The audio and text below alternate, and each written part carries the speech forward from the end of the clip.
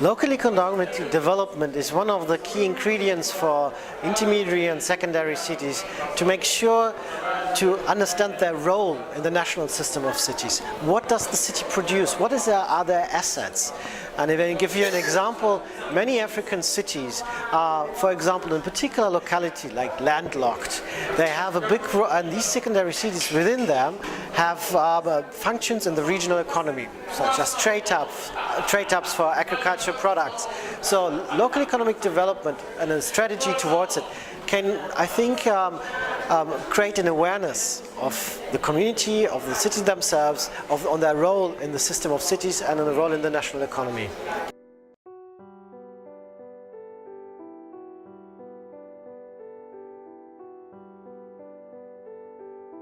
And one way, for example, could be that the national government provides financial incentives to create local strategies, provides for political support, but most importantly, I think to us, and this is something that we would like to foster in our joint work program, is that mayors and town clerks are aware that the way in which they provide services to formal and informal businesses in the city creates productivity opportunities, is shaping the way in which people can work in the city, can increase their human capital, and this is something that every secondary city can already do. So there are always economic opportunities in every city, you just need to find them.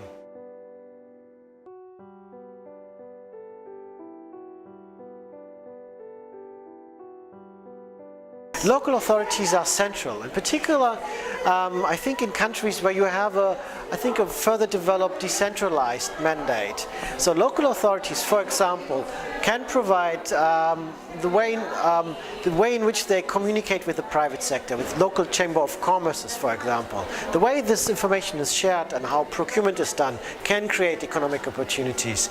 Local authorities can also, for example, think about their assets that they have. You have houses, buildings, you do have natural assets. Most of the time, cities are not aware of their assets. So, and thirdly, I think, which is very important, and I come back to that point, most of the local authorities are not aware what kind of trade links they have. So whether these are between rural and the rural hinterland and the city themselves, or between cities, they are market towns. So I think the collaboration that the local authorities can create between cities can help and can induce an enormous economic growth potential.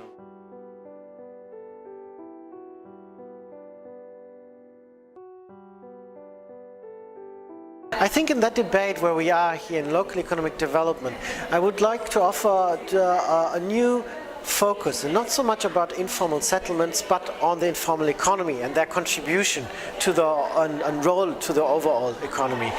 If we think about Africa, I think 90% of the new jobs will be created in the informal sector, and 80% of those will be headed by women. So you have already two ingredients here to think about what it means for local policies to acknowledge that. Most of the times we've in the past have been asked to think about how to formalize the informal economy, how to formalize informal settlements. We need to have a paradigm shift in our heads to think about these are assets to the city. How do we support them to be more productive? And this requires a lot of rethinking. If you think about, there are studies, for example, in Ghana, that some of the local authorities, 80% of their local revenues stem from fees from the informal sector.